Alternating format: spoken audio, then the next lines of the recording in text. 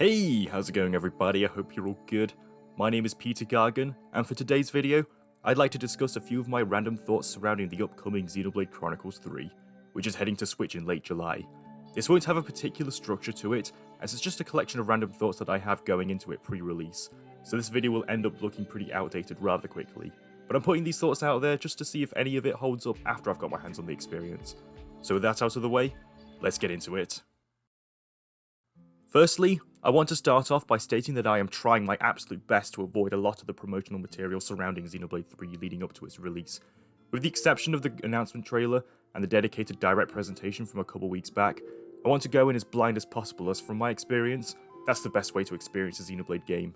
For example, I was quite lucky that I didn't get anything from Xenoblade Chronicles 2 spoiled, as I didn't play that game until a year after its initial release, and I was glad I resisted looking anything up, as the experience was much more enjoyable given the franchise's story-driven nature, often notorious for the crazy twists and turns that unfold along the way, and 3 most likely won't be an exception to this rule.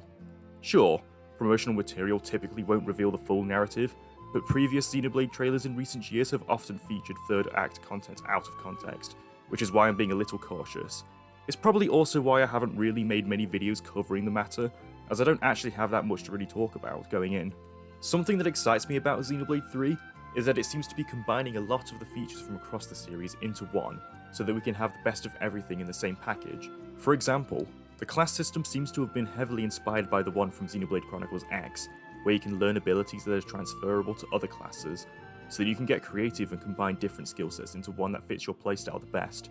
Additionally, we have the return of the campfire mechanic from Torn of the Golden Country, which served a multitude of purposes for enhancing your party.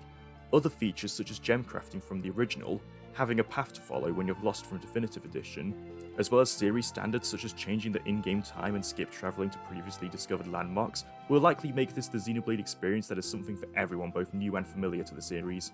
Seeing how the combat will turn out will also be interesting, as this time round you can have 6 party members taking part at the same time, which is literally doubled from the typical 3 that was series standard, unless you want to be technical with Xenoblade 2 and count the blades as separate party members.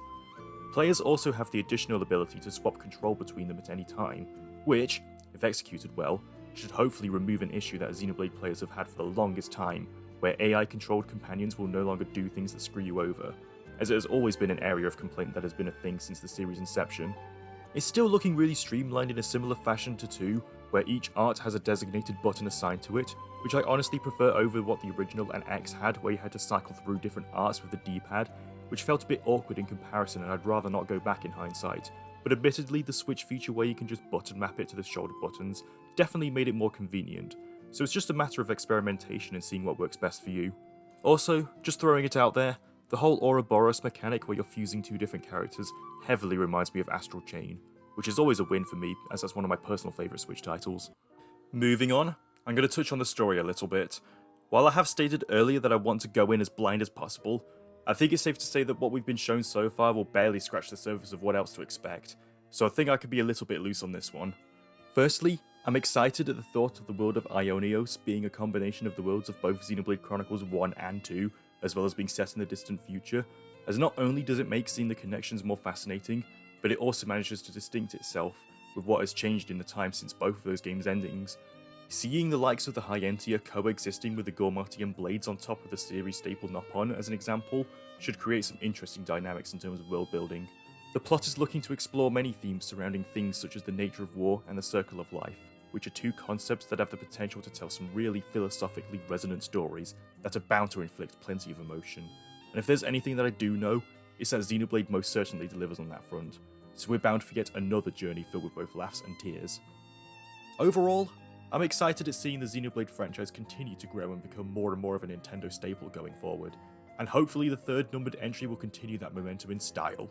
The team at Monolith Soft are certainly putting in the work to maintain their god-tier reputation, and it looks like they aren't planning on stopping anytime soon, which is a timeline that I'm most definitely happy to be a part of. Anyway, that just about does it for this video. I hope you've enjoyed it. Let me know what you think about Xenoblade Chronicles 3 in the comments.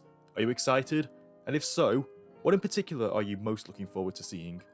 Also, if you've enjoyed the video, feel free to check out more of my content for more Xenoblade and other games of interest. Thank you so much for watching, and until next time, see you later.